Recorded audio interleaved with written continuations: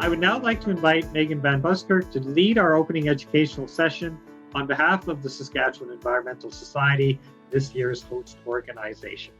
Megan. All right, so I'm going to talk about building a sustainable future through environmental education and eco-literacy.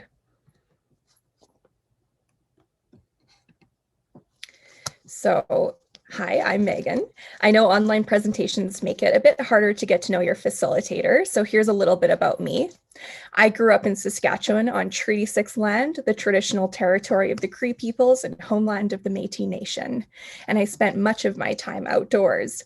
From canoeing the Churchill River to backpacking through the grasslands, I gained an appreciation for the more than human world and a deep understanding of its importance.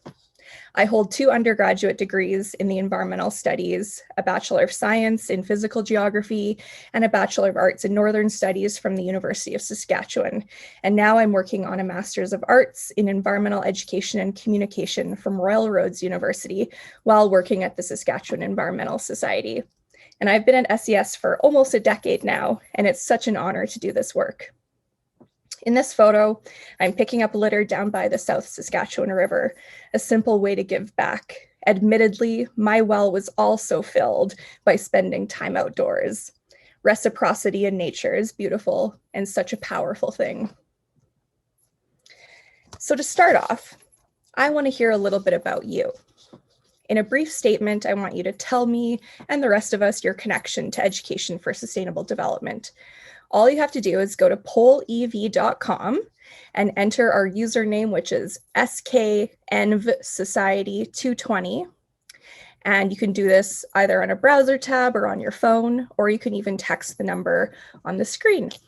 If you aren't able to participate in this way for whatever reason and you want to let us know, feel free to put your answer in the chat box. It's funny that it's a blank screen because it wasn't for me, but this is great. Recent graduate of Environmental Systems Engineering at the U of R. Love it.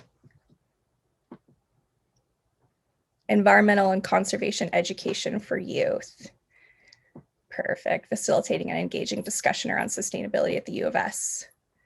Work with all of SES's energy conservation education programs. Luther College. Spirituality and environment go hand in hand. Engineer, informal science teacher, parent, educator, and a lifelong learner. A father and a geologist who's working in the field in northern Saskatchewan for 20 years. Landowner, environmental manager, naturalist, hunter, fisher, hiker, mountain climber.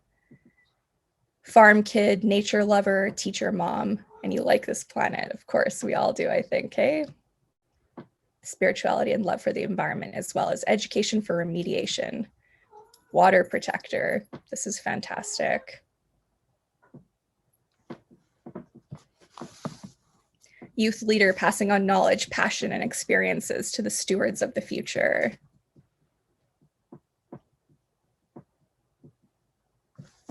Fantastic.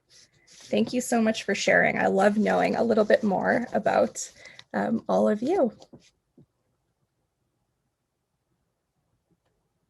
So today in my presentation, I'm just going to talk a little bit about who SES is, a bit of an overview of some of our educational initiatives, and then I want to talk a little bit about some high-level ideas that I have about environmental education and eco-literacy. And you'll also notice that throughout the presentation, the slides will be color-coded to these categories, if that's helpful for you to keep track of where we are in the session today. The Saskatchewan Environmental Society has been the organization working on environmental issues in the province for the past 50 years, actually 51 now. SES Life began in 1970 as a totally volunteer-run local organization in Saskatoon. This was at a time when there was no such thing as the Provincial Ministry of Environment, no Environment Canada. Our initial focus was protection of the Saskatoon riverbank from commercial development, and the dedication of those early SES volunteers ultimately resulted in the creation of the Meewasin Valley Authority. And as the need to address broader environmental issues became very obvious, The Saskatoon Environmental Society became the Saskatchewan Environmental Society with a province-wide mandate. And you can see the map on the screen here. It highlights some of the areas across the province that our work has been carried out in over the past several years, which we respectfully acknowledge is Treaties 2, 4, 5, 6, 8, and 10. Over the past many years, SES has grown into a charity with members all over the province and beyond, and we've also been able to hire a small part-time staff to work with our volunteers on a wide range of issues. Some of those issues include sustainable energy and climate solutions, water protection, biodiversity preservation, the reduction of toxic substances, and environmental governance. And our mandate is to work towards a world in which all needs can be met in sustainable ways. SES prides itself on running high-quality, award-winning educational programs for kindergarten to grade 12 students. We also deliver fantastic programming for businesses and organizations, and in the public sphere, you can find us running practical events, organizing informative presentations, and orchestrating groundbreaking demonstration projects. So I'd like to take a few minutes here to just highlight some of our efforts over the past few years. So in terms of our K-12 programming, we basically run non-formal curriculum-based education programs in schools. Many of these programs rely on community partners and funders to make them happen, in addition to our fabulous education staff. So Student Action for a Sustainable Future is an inquiry-based project for grades 5 to 8 students in Saskatoon. Students develop, implement, and showcase inquiry and actions which focus on 6 areas: waste, water, energy, food, transportation, and biodiversity. And they also reduce their greenhouse gas emissions in Saskatoon and around Saskatchewan as a result. Destination Conservation Saskatchewan is an action and inquiry-based program that's hands-on, and it focuses on both the technologies and the behaviors that help us to save energy, water, and reduce waste. Students then plan and implement action projects, and it's always so exciting to see what they come up with. Smarter Science, Better Buildings. This program was designed to meet outcomes in the grade 7 science, heat, and temperature unit, and students visit one of the 4 Western Development Museums in Saskatchewan for a half-day program. And it combines interactive displays like the ones you see here on the screen, which are specific to energy efficiency in buildings, and that is connected with inquiry into the energy efficiency of historical buildings at each of the WDM sites. And Green Pursuit, this is a home energy saving game based on real Saskatchewan utility rates. Players read out actions that save energy, water, or reduce waste, all while saving them money. And I would like to let you know that you can learn more about these educational programs as well as access many free lesson plans on our website. So for those of you that are teachers or other non-formal or informal educators, that might be really useful for you. Our website is environmentalsociety.ca.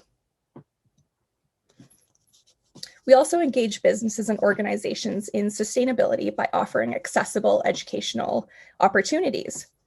So the first one here, building operator training, Angie talked about this earlier, but this is a day-long workshop designed to introduce custodians, building operators, or other folks that are in charge of buildings to energy conservation principles, new technologies, and facility retrofits that will save energy and money. Efficiency for Organizations is a program that's open to nonprofits in Saskatoon and Regina. To date, we have completed almost 90 building audits and preliminary energy assessments, which have identified potential savings averaging 20%. And Energy Awareness Training is a program that builds teamwork among coworkers in conserving energy and water, all while reducing the costs of energy at work and at home. It provides information, technical, behavioral, and it helps people understand that their actions matter. Informal education in the public sphere is also one of SES's specialties. Here are a few examples. SES facilitates presentations, lectures, webinars on environmental issues. For example, we've been running the Sustainability Speaker Series for several years. These are monthly environmentally themed presentations, and they're always a big hit. Of course, right now they're being held on Zoom, so anyone across the province is able to pop in. They'll be back in the fall, so you can look out for that on our website. We also run practical solutions-based events. For example, we ran the Saskatchewan Living Green Expo for 5 years before COVID, which was basically a green trade show and celebration of all things green. There were presentations, workshops, and a wide array of sustainably minded businesses and organizations showcasing their great products and services. Recent demonstration projects include the SES Solar Cooperative, which is Saskatchewan's first solar power co-op. This offers hassle-free renewable energy with economies of scale. We also developed a renewable energy toolkit, which helps folks that want to create their own renewable energy cooperative do it with some installation tips, lessons learned, important cooperative documents and forms, templates for bylaws, contracts, and business plans. So we hope that we really can help folks out with that, and that toolkit is on our website. And finally, the Renewable Rides program brought 100% solar-powered electric vehicles to the Saskatoon Car Share Cooperative's fleet of cars. This was a first of its kind in Canada, a car share program with electric vehicles powered by 100% solar energy, which you can see in this photo kind of in the back here. And of course, it was for anyone to use as long as they're a member of the Car Share Co-op. This program showcased several green technologies and gave residents a first-hand opportunity to learn more about electric vehicles, renewable energy, and improved consumer confidence in these technologies in Saskatchewan's climate. So let's go back to another poll, and hopefully this time it'll be a little easier. Sorry that you can't see everything that's on the screen here. But I want to spend a little bit of time talking about environmental education. And I'm curious, what do you think when you hear the term environmental education?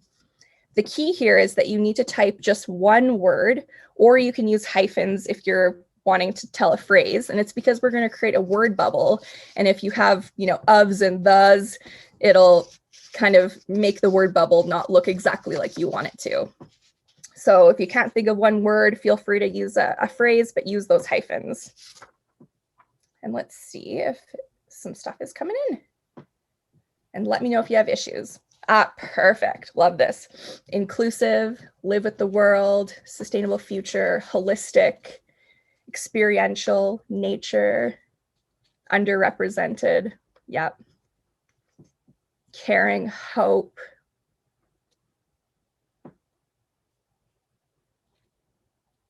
You can see experiential is getting bigger, that's fantastic. Harmony with nature.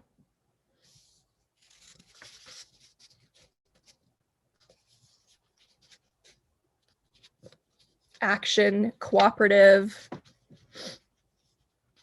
realistic, inclusive. These are fabulous. Intergenerational. That is a key, isn't it? Beautiful.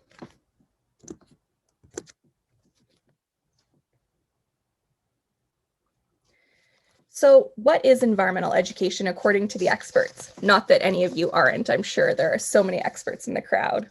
I know I'm not one, and so I like to make sure that folks know that I'm learning every single day. Environmental education is inter, multi, and transdisciplinary. It's an approach, a philosophy, a tool, and a profession.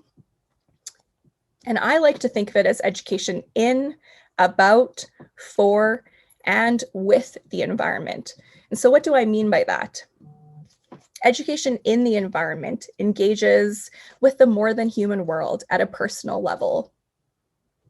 Education about the environment provides students with anthropogenic and scientific knowledge about the earth in a cognitive fashion. Education for the environment allows students to think critically by exploring the complexities of sustainability and environmental justice, often developing a commitment to change, either socially, personally, or both. And finally, education with the environment is all about engaging with the more than human world as our co-educator. We know that the more than human world is powerful, intelligent, and innovative. It also possesses an incredible amount of wisdom. Consequently, with nature as our co-teacher, students or our learners can engage at a philosophical and spiritual level, whether they realize it or not, learning and practicing soft skills such as empathy, patience, love, compassion, strength, resilience, adaptation, and so much more. And I like to call this the ultimate quadfecta. I'm not sure if that's a real word, it possibly is, but I like to think of this as the quadfecta of environmental education.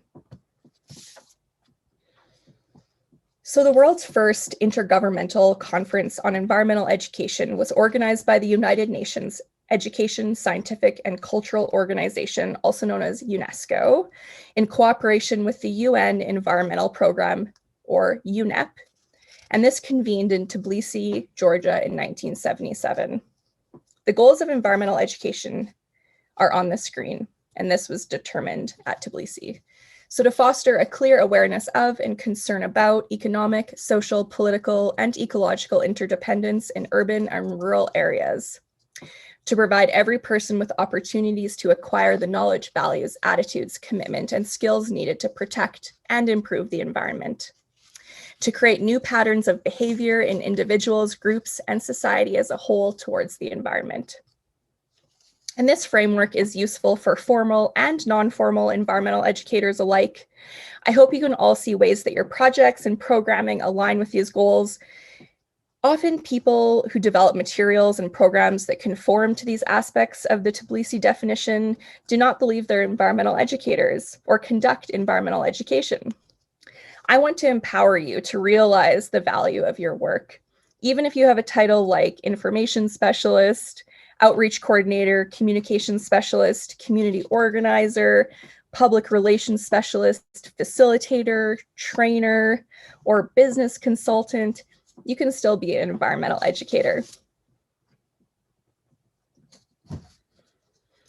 The traditional concepts of environmental education include things like environmental awareness, knowledge, attitudes, skills, and participation, essentially guiding learners to gain ecoliteracy and become responsible citizens.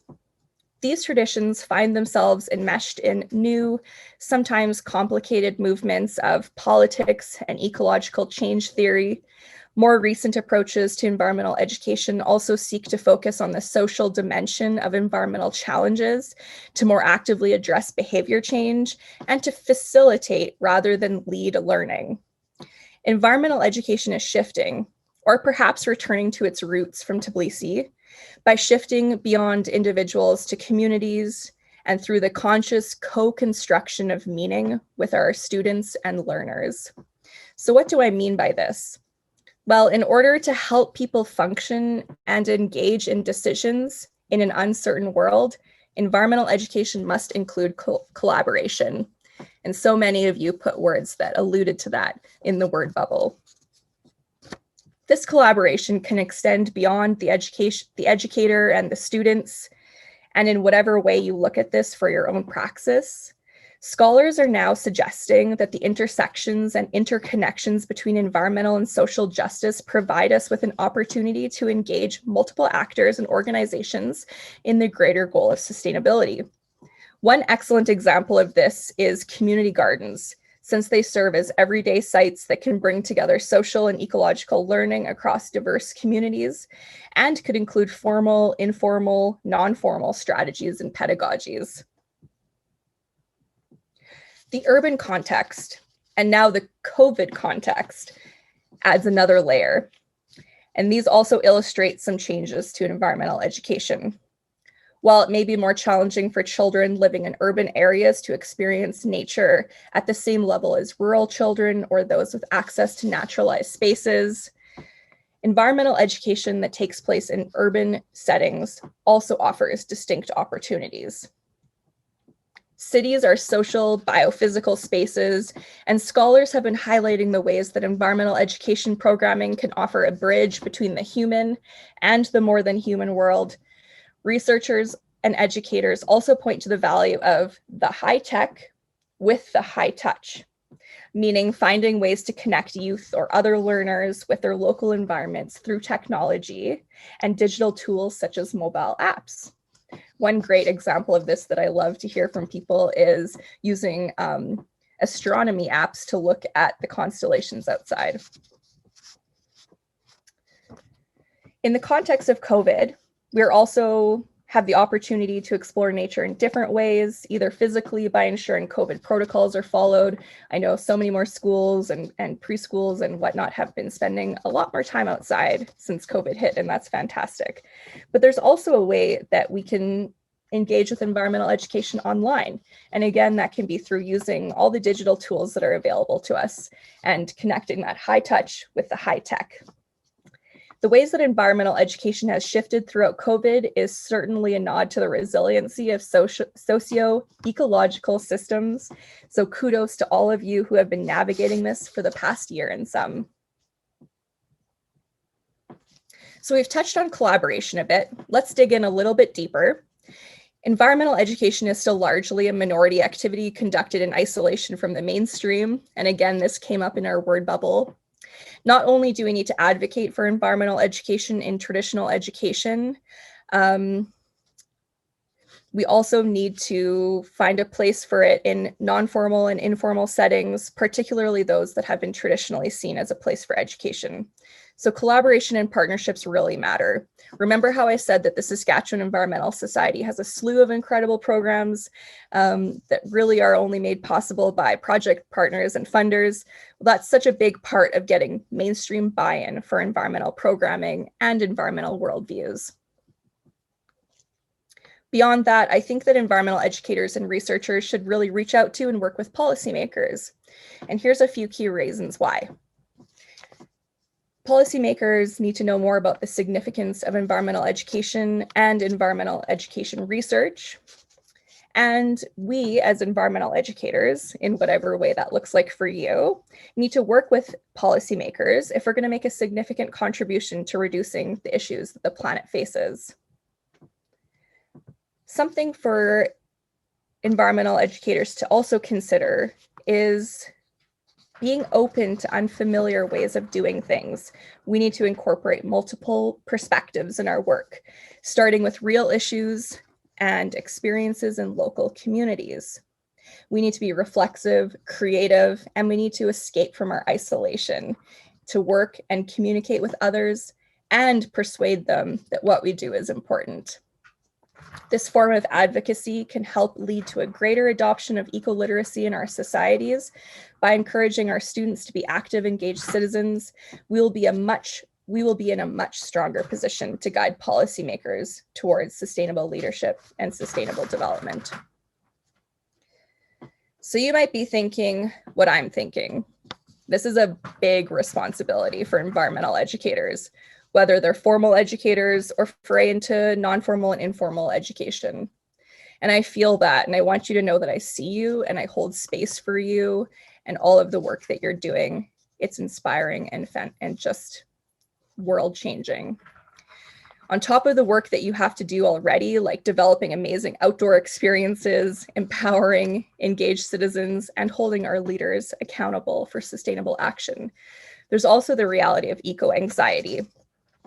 Environmental issues such as climate change, natural disasters, displacement, loss of livelihoods, biodiversity loss, and the fear of what's coming next elicit feelings of grief and despair about the state of our planet. Growing evidence suggests that children feel hopeless about the future of the planet. And hope is a precarious thing. Educational philosophies that offer false or unrealistic hope can create ethical tension, namely the desire to engage children in environmental action through sustaining hope appears to be in conflict with the autonomy-based requirement to not deceive them about the dire threats the planet faces. Some scholars are suggesting that environmental educators should teach children, or those who are learning from us, how to face the future wisely and expect the worst from it. But in doing so, you might be thinking, we are perpetuating a legacy of fear. And doesn't that just exacerbate those feelings of grief and despair? Healthcare workers foster hope in terminally ill patients by conceptualizing hope not in terms of a promise of a better tomorrow, but rather grounded in a sense of a meaningful present. Through this lens, it's difficult to speak about hope without someone raising issues about complacency. However, research shows that hope serves as an important motivator. Spreading hope provides the emotional and motivational effects necessary for positive change to occur. Hope arises when people realize their agency. And being involved in collective hope helps to sustain individual hope, which means people are less likely to slide into those feelings of despair. Collective hope also allows more individuals to set goals, circumvent potential problems, and establish plans to reach our sustainability goals, even in the midst of what may seem like insurmountable odds. And remember, environmental education provides the skills necessary for people of all ages to make intelligent, informed decisions about the environment and how we can take care of it. So here's my offering. Let's ground ourselves in the moment. Let's spend time in our personal sit spots outside in nature. Let's feel hope even when it feels hopeless. And let's collectively, with our communities and our learners, set a plan in place to build a better future. I believe it's all possible. So are there some heavy topics that we just talked about here, and a lot to think about. So to finish off, I want to ask you one last question. Perhaps this will offer you a brief opportunity to meditate and be reminded about why you do this work. And perhaps answers from others will also motivate you. So what inspires you to take part in building a sustainable future? You can use short phrases here, and there's definitely no wrong answers. I'm so excited to see what you think. Let's see. Future generations. What inspires you to take part?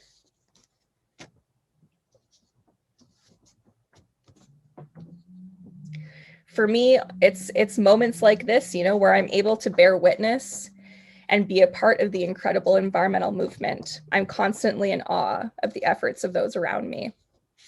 And some of you are saying, my sons, love of nature, like-minded people, family community.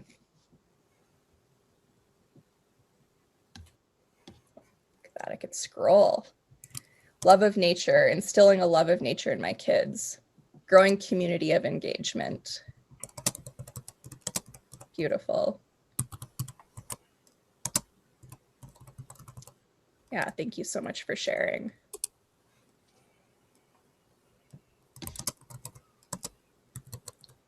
Youth, yeah, making a difference. The next generation, learning more about nature and our role in it. Fantastic. Thank you so much. So here's just a few references from my chat today in case you're interested in checking them out. I think the slides will be available on the RCE website as well if you want to look back at it at any of these. And again, you can visit environmentalsociety.ca. You can also find us on Facebook, LinkedIn, Twitter, and YouTube if you'd like to follow us and keep up to date with what we're doing. Thank you so much again for having me. Thank you, Megan, for a very hopeful presentation and all of the wonderful work that the Saskatchewan Environmental Society is doing to build capacity in the province and has been building for over 50 years. So that's just great. So thank you.